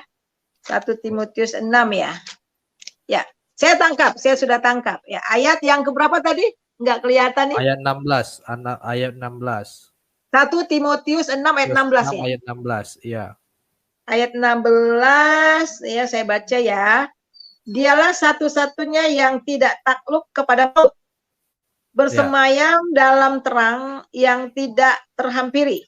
Seorang pun tak pernah melihat dia, dan memang manusia tidak dapat melihat dia. Baginya lah hormat dan kuasa yang kekal.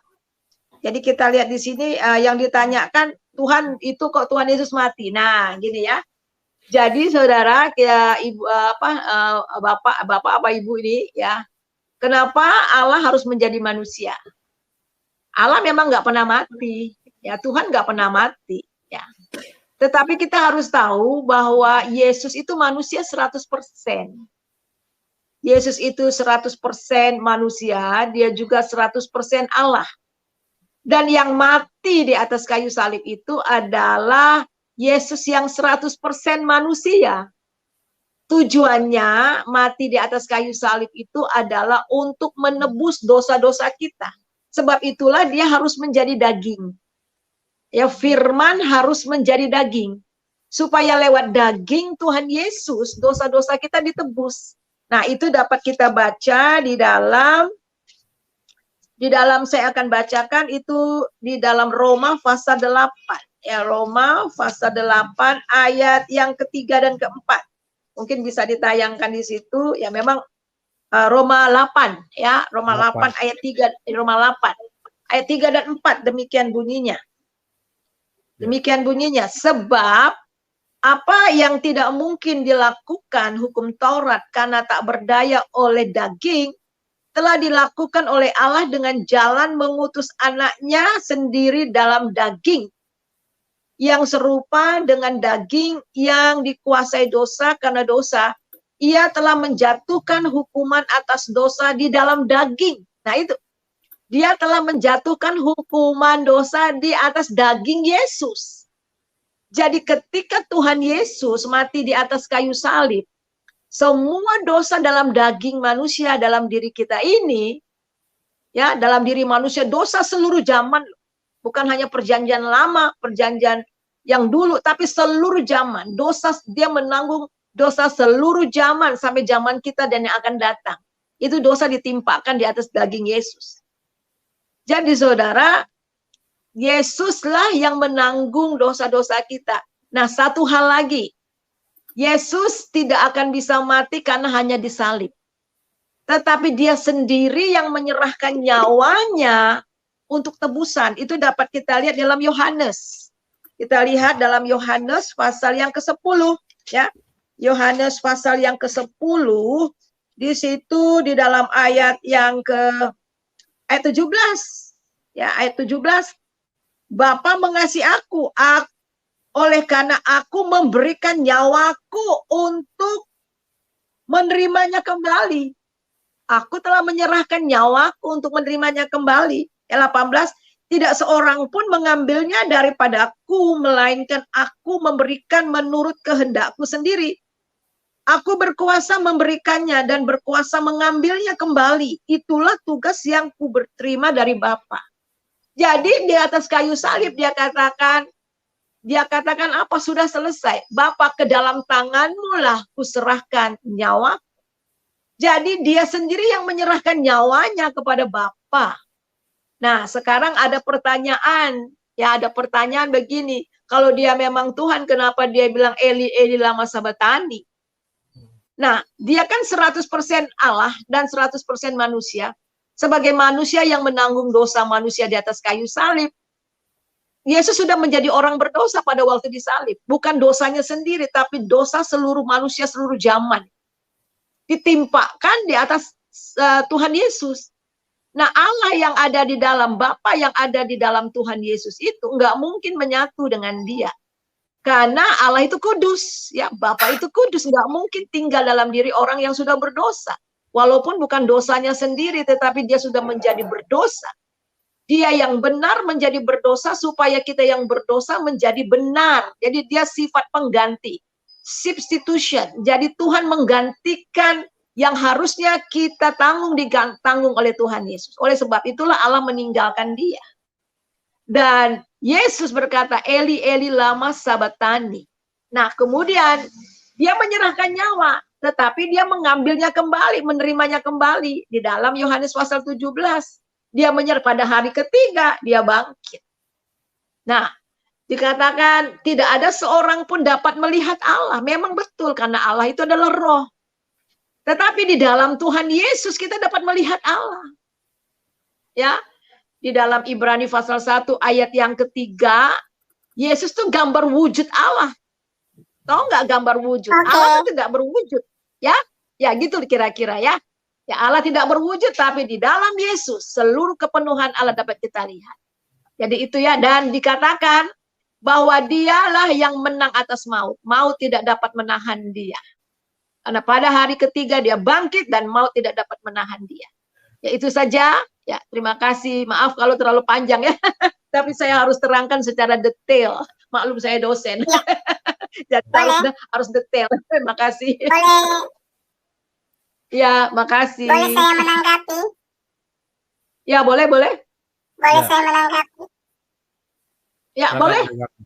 Ya, ya. Jadi yang bisa saya simpulkan dari apa yang Ibu sampaikan, bahwasanya yang mati itu kemanusiaannya ya, Ibu ya, begitu ya? Yes. Ya. Nah, oke, baik. Yang ingin saya tanyakan begini lagi, Bu.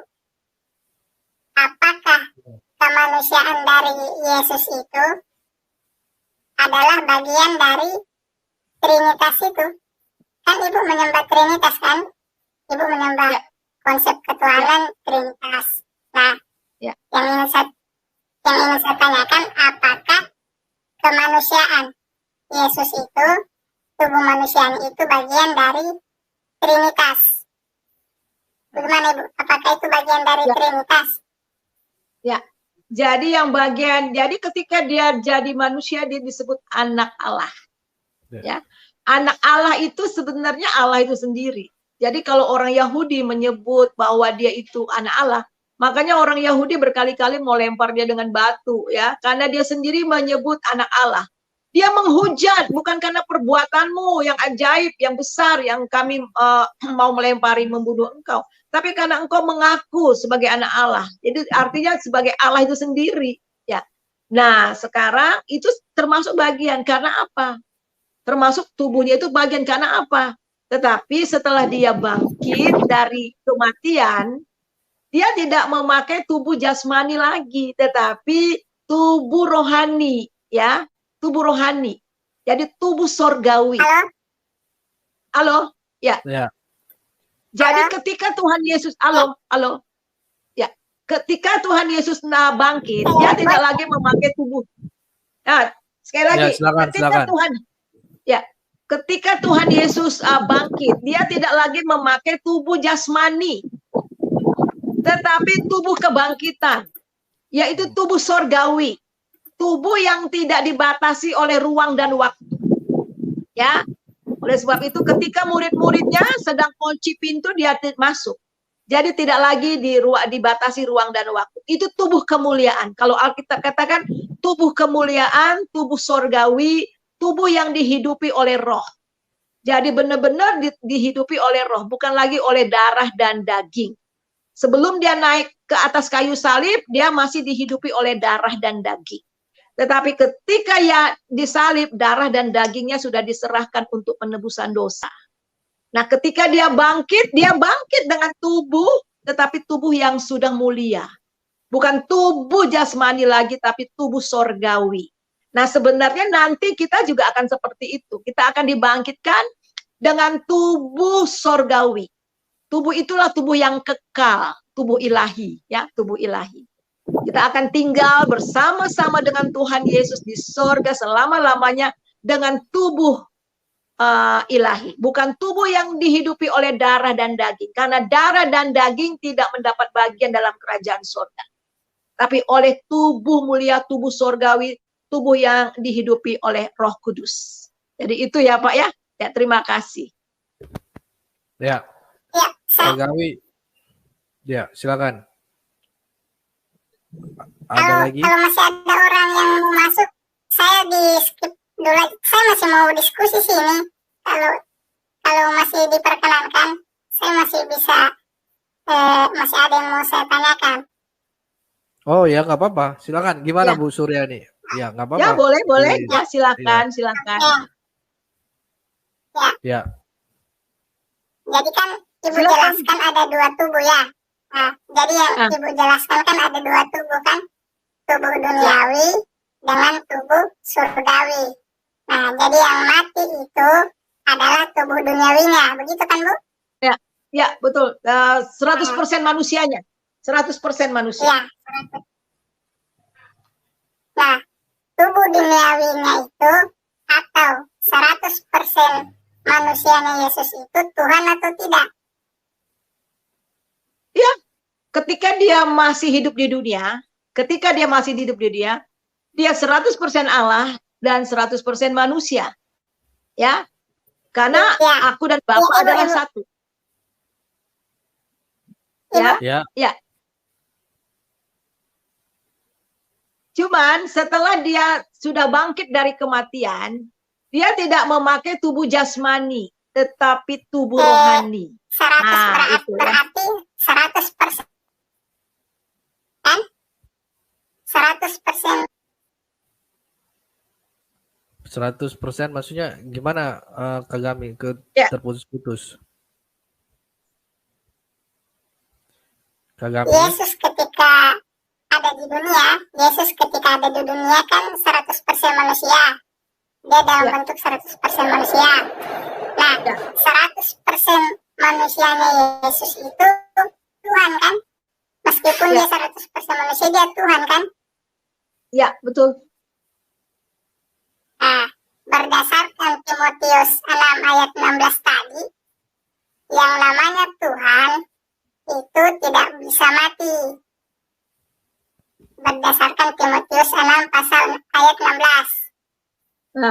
Jadi meskipun Ibu katakan 100% manusia yang mati, makanya saya tanyakan, kan Ibu katakan 100% kemanusiaan Yesus itu kan Tuhan.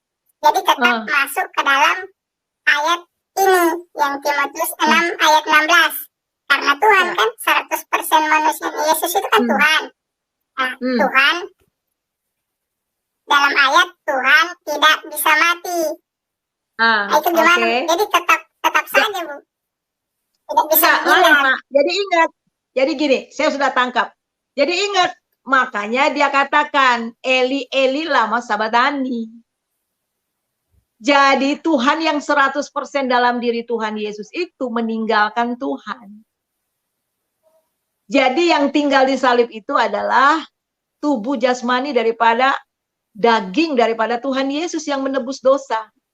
Sebab itu Eli Eli lama sabachthani. Tuhan Tuhan, mengapa engkau tinggalkan aku?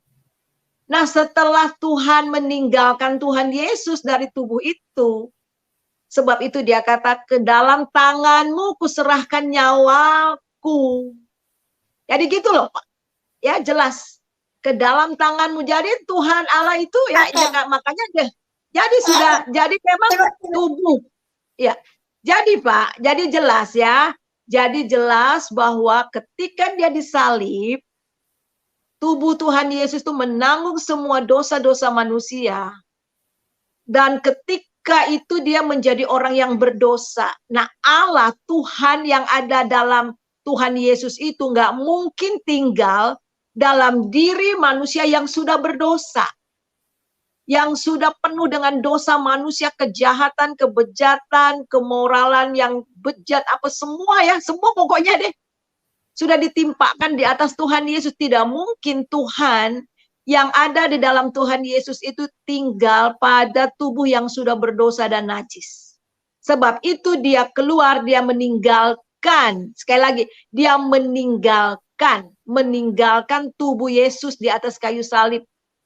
Jadi dengan kata lain, dia mengalami kematian rohani sama seperti kita. Nah, kita mengalami kematian rohani. Ya, manusia yang berdosa, roh Allah tidak ada lagi dalam diri manusia. Sehingga kita disebut mati secara rohani. Yesus menanggung semua itu. Dia mengalami kematian, terpisah dari Allah. Tapi hanya seketika saja. Nah, sekali lagi di dalam perkataan Tuhan Yesus, aku sendiri yang menyerahkan nyawaku, tapi untuk mengambilnya kembali. Jadi ketika di kayu salib, dia menyerahkan nyawanya kepada Bapa dan untuk menerimanya kembali. Jadi setelah kebangkitannya, dia menerima kembali hidup itu. Dan satu lagi, ketika dia hidup, ketika dia bangkit, bukan lagi tubuh jasmani ini yang dihidupi oleh darah dan daging, tapi dihidupi oleh Roh Kudus. Nah, itu Roh Kudus yang menghidupi tubuhnya itu. Jadi bukan lagi, jadi tidak dengan darah dan daging. Oleh sebab itulah ya, Makanya surga kami berbeda dengan surga orang Islam. Surga orang Islam ya masih hidup secara jasmani di surga sehingga ada seksual ya. Masih ada bidadari, 72 bidadari melakukan seksual seperti di dunia. Di Kristen tidak lagi di Alkitab. Karena tubuh ini bukan tubuh jasmani. Ketika manusia dibangkitkan dari antara orang mati, bukan lagi tubuh jasmani karena sudah kembali kepada debu. Tetapi bangkit dengan tubuh yang mulia, tubuh sorgawi. Tubuh yang tidak dihidupi oleh darah dan daging, tetapi oleh roh. Nah itu dapat kita lihat juga di dalam 1 Korintus pasal 15. Ada tubuh jasmani, ada tubuh sorgawi. Jadi jelas. Nah sekarang apakah Tuhan Yesus masih disebut juga manusia? Ya dia manusia ilahi. Sekarang dia betul-betul manusia ilahi, bukan lagi manusia jasmani lagi, manusia ilahi, manusia Tuhan. Ya, karena memang dia masih memakai tubuhnya yang dulu, tetapi bukan lagi dihidupi oleh darah dan daging, tetapi oleh roh. Tubuh yang tidak dibatasi oleh waktu dan tempat. Ya, jadi itu. Jadi dia bisa kapan saja ya betul-betul tubuh yang tidak ada batasnya. Kalau sekarang kan ada batas. Kita nggak bisa hadir dalam satu waktu, maksudnya kita hadir dalam satu waktu. Tetapi sekarang, karena dia sudah memakai tubuh mulia, tubuh Allah itu, dia maha hadir. Dia ada di mana-mana, karena dia adalah roh. Nah, itu ya. Jadi itu yang mungkin ini susah dimengerti oleh orang Muslim, tapi itulah kenyataannya, ya itulah kenyataannya. Susah dimengerti, tapi ini logis karena dia Tuhan, dia bisa lakukan apa saja. Ya, itu Pak Kagame ya keterangan saya. Jadi kalau saudara bilang Tuhan tidak pernah mati, yes, betul. Buktinya Tuhan Yesus mati, bukan Tuhan. Ya memang Tuhan Yesus mati tubuhnya. Karena untuk itulah tujuan utamanya menjadi tubuh, menjadi flesh. Untuk mati bagi dosa. Ya. Jadi itu ya, Pak. Terima kasih. Gimana Pak Kagami? Shalom. Ya. Shalom Kagami. Halo. Nggak usah nakut-nakutin pakai suara itu aja, langsung aja suara biasa. Dia keluar. Dia lagi setting alat suara audionya ya. Biar kebaca kayaknya. Ya udah, ini mangkuk langitku. Shalom. Oh, mangkuk langit yang tadi ya. Tadi ya. Ya, Shalom. Okay. Saya ikutin tadi. Saya ikutin Bu ya, Ibu pernah di Ngabang. Ah, iya, betul. Berarti di STT Arastamar Bu ya? Ya, saya ngajar di STT Arastamar. Saya ngajar di sana. Sejak mulai dari awal STT ya saya ada di situ. Oh iya. Arastamar. Saya pernah dikasih tanggung jawab untuk memimpin satu BUMN di Kabupaten Landak, Bu ya. Oh iya. Memang pendahulu saya kan dari sebelah. Jadi begitu saya masuk, saya melihat CSR dari BUMN ini kok satu pun tidak pernah ada untuk gereja maupun sekolah-sekolah Kristen. Bertahun-tahun selalu diarahkan ke masjid sama sekolah-sekolah agama sebelah. Jadi ketika saya masuk, kemudian saya koordinasi dengan pendeta siapa tuh Bu yang jadi anggota dewan itu Bu? Pak Markus Amit. Iya, betul 100% tuh Ibu, Pak Markus Amit. Ya. Kemudian saya pergi ke Arastamar, saya melihat perpustakaannya kok kosong Bu. Sedih saya lihatnya. Ini ya. STT tapi masa sih buku-buku literatur nggak ada sama sekali. Akhirnya dari situ setiap tahun CSR kami arahkan ke gereja dan untuk sekolah pendidikan itu Arastamar dengan sekolah milik Pak Sirait itu Bu. Oh itu ya Makedonia. Iya, yang perguruan di PAL 2 itu Bu. PAL berapa itu lupa saya. Unggulan, IPAL 2. Iya. Sekolah unggulan itu. IPAL 2 di Plasma 2. Iya. Jadi tiap tahun CSR saya arahkan ke sana. Dari situlah ada penolakan dari staf-staf saya. yang rata-rata orang sebelah. Nah, mulailah iblis-iblis itu nyerang saya, termasuk kemarin saya udah cerita Bu, waktu di Pak Manubulu, saya Oh masuk iya, oh iya saya betul-betul. masuk di Yang Bapak kamar, lihat yang ada harimau itu ya? singa, Oh ya, singa menyala-nyala, ya. itu loh. Nah, itulah dari situ mereka menggunakan cara-cara seperti itu agar supaya saya mengajukan, ya minta pindah lah istilahnya gitu. Ya. Jadi bukan sombong Bu ya, kebetulan yang pertama ngisi perpustakaan di Arastamar tuh ya kami Bu. Oh iya ya. Kalau nggak salah saya isi literatur, kemudian komputer, saya arahkan ke sana semua. Tidak bisa, ini harus. Masa sih nggak pernah menikmati, kan gitu prinsip saya. Gedungnya juga lumayan besar kan? Iya, gedung lumayan besar, tapi perpustakaan kosong, ini apa-apaan ini kan gitu. Nah, dari situ kemudian ya hubungan saya dengan Pak Markus Amit begitu bagus, dan saya dapat dukungan juga dari DPRD yang mayoritas ya orang-orang salib Bu ya. Iya. Tapi memang saya nggak lama sih, cuma 2 tahun aja di situ akhirnya. Terlalu banyak serangan ke saya, banyak ini itulah. Nah, pimpinan kami kan juga orang-orang dari padang pasir semua. Iya betul. Tapi itulah risiko yang sudah saya yang saya harus siap hadapi. Jadi saya ketika Ibu tadi bilang ngajar di STT teringat kembali saya dengan Arastamar, karena saya punya memori yang indah dengan Arastamar. Oh iya, tahun berapa itu Pak? 2005 sampai 2007. Oh, saya ada di sana itu. Saya masih ada di sana. Iya, itu pertama kali lah. Jadi saya isilah perpustakaan itu dengan literatur Kristen. Iya. Itu jadi gedung besar tapi mohon maaf aja, masa sih sekolah tinggi tetapi perpustakaannya nggak ada literatur, kan gitu-gitulah kan pikiran saya kan. Jadi mulai dari situ, tapi memang banyak pertentangan akhirnya di kantor saya itu, karena mereka selama ini bertahun-tahun sudah happy memberikan CSR itu ke sebelah.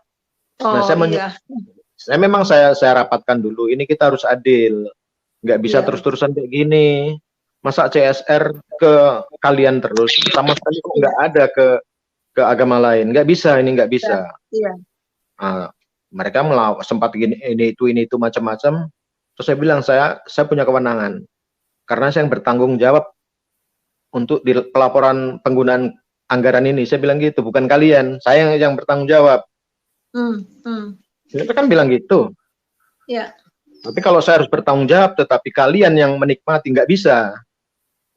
Ini kita minta keadilan. Saya bukan mencoba terus saya condong ke arah sana, terus enggak. Ini bertahun-tahun loh.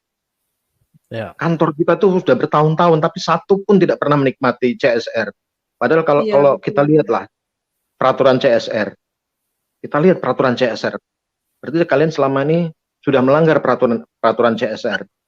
Peraturan CSR kan jelas tidak boleh diperuntukkan untuk satu komunitas tertentu aja. Jadi di sana kan akhirnya panti asuhan pun saya bagi rata.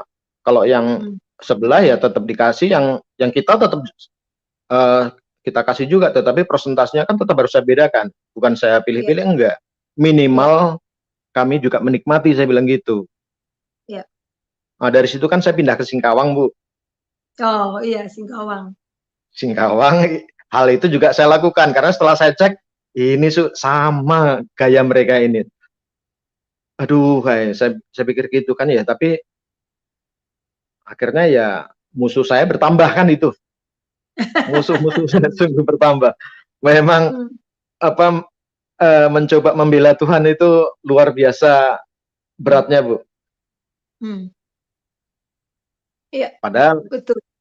Tetapi tidak seberat dengan Ibu ya, yang rekan-rekan yang petobat baru yang memikul salib, yang mungkin saya rasa saya juga nggak mampu untuk memikul salib seperti yang dialami oleh teman-teman petobat baru yang ada dikucilkan keluarga, disiksa sampai diancam dibunuh, digorok segala macam, kan gitu-gitu. Tapi saya berpikir, mumpung saya bisa berbuat sesuatu untuk Tuhan, kan nggak salah. Saya pikir hanya gitu. Saya hanya bisa berbuat untuk Tuhan itu dari sisi yang ini aja. Iya. Itulah Bu cerita tadi. Makanya saya masuk lagi, Ibu. Oh berarti memori saya langsung muncul connect lagi dengan Aras Tamar. Iya, iya. Nah, kemudian tadi barusan yang masuk itu bukan saya bilang kemerdekaan ini keras tengkuk pakai ilmu pokok kalau saya tadi sebenarnya udah gregetan saya kalau sama mereka ini kan harus pakai bahasa yang nggak bisa pakai bahasa teologis, memang nggak bisa. Tetap harus bahasa pasar atau bahasa yang langsung to the point dengan tolok ukur. Kalau kalian gimana? Kan gitu. Nah, itu aja masukan sih Bu. Saya hanya pengen masuk karena pertama tadi Ibu bilang di Ngabang. Kemarin yang di Pak Manubulu kan saya nggak begitu. Saya kan baru masuk, jadi nggak ceritanya Ibu pernah pelayanan di Ngabang gitu aja, tetapi nggak sampai Aras Tamarnya. Tapi yang ini kan saya ikutin terus di Ngabang ngajar di STT. Oh berarti Aras Tamar karena di sana hanya Aras Tamar. Saya punya kenangan sama Aras Tamar kan gitu. Iya, iya betul. Jadi gitu Bu. Tuhan berkati. Ya Pak. Pak gereja YouTube. Ya. Tuhan berkati. Selamat malam. Selamat malam. Selamat malam. Ya Tuhan Yesus berkati.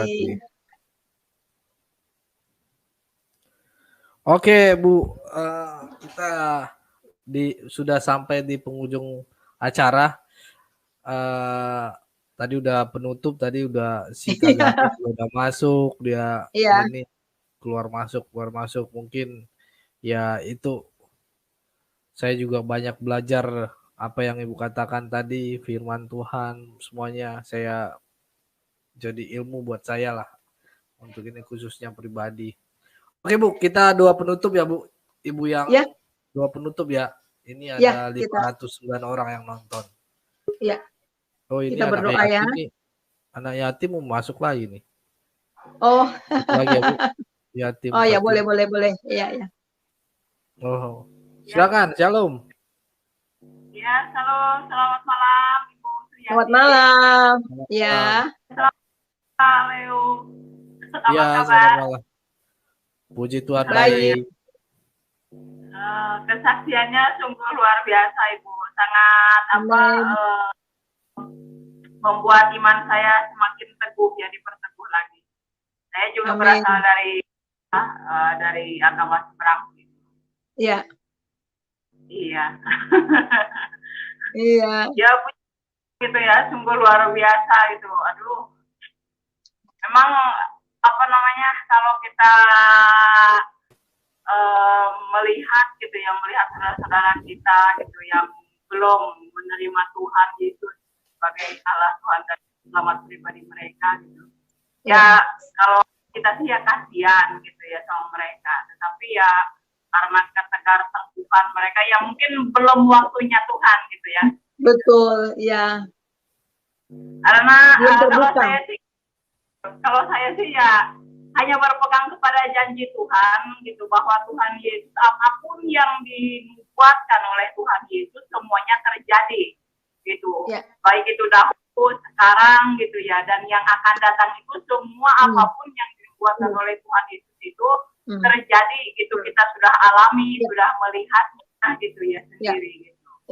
Dan kita yakin, kalau saya yakin banget gitu bahwa apa yang Tuhan Yesus janjikan gitu ya, bahwa setiap lidah akan mengakui bahwa Tuhan Yesus adalah Tuhan ya, Allah yang menciptakan segala-galanya gitu ya, dan Dia juga yang akan menghakimi, dan setiap lutut akan bertekuk gitu ya menyembah Tuhan.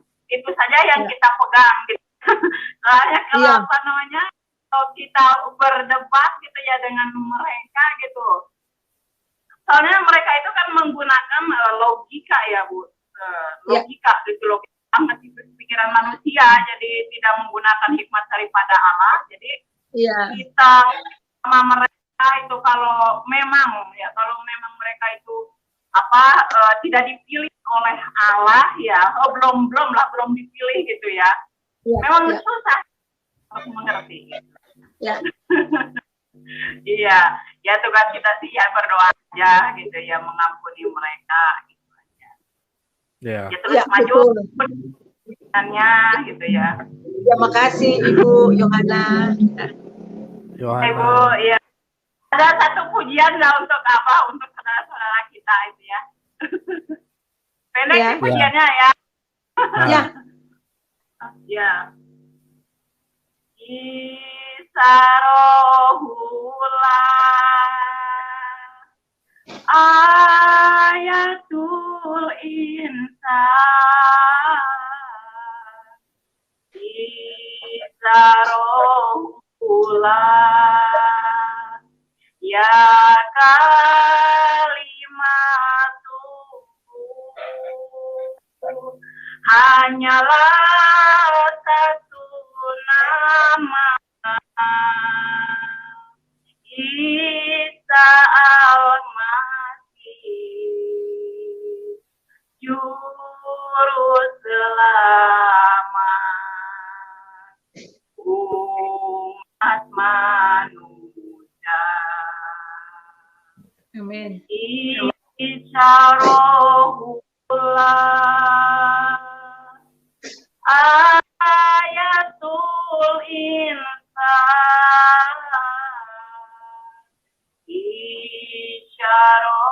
isyarohullah ya kalimatuhu hanyalah satu nama Isa al-Masih Juru Selamat umat manusia hanyalah satu nama Isa al-Masih Juru Selamat umat manusia. Yes. Dan saya juga minta doa dari Ibu. Saya juga ada pelayanan di kampung. Saya sekarang lagi ada di kampung. Jadi saya minta dukungan gitu agar Tuhan terus memberkati pelayanan saya dan Tuhan juga mencurahkanlah kuasanya, hikmat dan pengertian mujizatnya di dalam kehidupan saya dan pelayanan saya. Ibu maju terus di dalam Tuhan, apapun tantangan dan rintangan gitu, memang kita harus pikul salib ya, maju terus di dalam Ya, Tuhan. betul. Ya, amin. Ya itu saja Ibu. Amin. Ya, terima kasih Ibu Fatimah. Ya, makasih. Selamat malam Ibu Sriati juga, Kaleo. Selamat malam, Tuhan Yesus memberkati. Ya, selamat malam, Tuhan berkati, berkati. Ini masih tampung lagi Bu, satu lagi nih Bu, Helek. Ya, boleh, boleh. Halek, shalom. Halo. Dia keluar. Oke Bu, kita doa penutup Bu. Sekarang Heleknya nggak jadi masuk tadi, dia keluar jadinya. Oke, ya. Silakan. Kita berdoa ya. Ya, teman-teman yang sedang menyaksikan YouTube ini, mari kita berdoa. Biarlah lewat apa yang kita bicarakan hari ini betul-betul malam ini menjadi berkat buat kita semua. Mari kita berdoa. Kami bersyukur kepadamu Tuhan karena Engkau luar biasa dahsyat. Kami bangga memiliki Allah yang seperti Engkau, Allah yang menciptakan alam semesta, Allah yang telah menjadikan kami, namun Allah itu juga yang mencari kami, yang menyelamatkan kami, dan yang menebus kami sehingga kami boleh menjadi ahli waris kerajaan surga. Dan kami boleh menjadi anak-anak Allah, kami boleh memanggil Engkau ya Abba, ya Bapa. Luar biasa kasih-Mu yang sangat luar biasa. Sebab itu ya Tuhan, biarlah kebenaran firman Tuhan lewat kesaksian yang telah banyak orang dengar itu betul-betul bekerja sehingga banyak orang yang boleh dibuka mata rohaninya sehingga dapat mengenal Engkau dan menerima Engkau sebagai Tuhan dan Juru Selamat. Terima kasih untuk setiap orang yang telah menonton. Terima kasih untuk Pak Leo. Terima kasih untuk gereja YouTube ini. Berkat Tuhan turun ke atasnya. sehingga lewat ini juga banyak jiwa dimenangkan bagi Engkau. Terima kasih Bapa, di dalam nama Yesus kami berdoa dan kami mau tutup acara ini. Haleluya. Amin. Amin. Amin. Oke Bu Suryani, terima kasih Bu. Oke Ibu Bapak sehat, ya. Sehat ya Bu, panjang umur. Ya Tuhan Yesus memberkati. Ya, Tuhan Yesus shalom. memberkati. Shalom. Oke, teman-teman jangan lupa main ke YouTube channelnya Bu Suryani. Kalian bisa subscribe ya. Kita dukung beliau, nih Suryani Patau ya ini. Kalian bisa subscribe channelnya Ibu ini. Oke, teman-teman. Kita harus saling mendukung, saling support. Apalagi untuk penginjilan ya kan. Itu aja dari saya. Saya banyak sekali tadi diberkati dengan kesaksian beliau, sharing firman beliau. Banyak ilmu yang saya dapat untuk kedepannya lagi memuliakan nama Tuhan. Terima kasih Bu Suryani. Itu dari saya. Terima kasih buat semuanya penonton yang sekarang 377 penonton. Sampai ketemu lagi. Jangan lupa jaga kesehatan. Gunakan 3M, protokol kesehatan tetap dijaga. Mari kita memutus rantai COVID ini. Oke teman-teman, jauhi kerumunan. Itu aja dari saya. Terima kasih, selamat malam. Tuhan Yesus memberkati kita semua.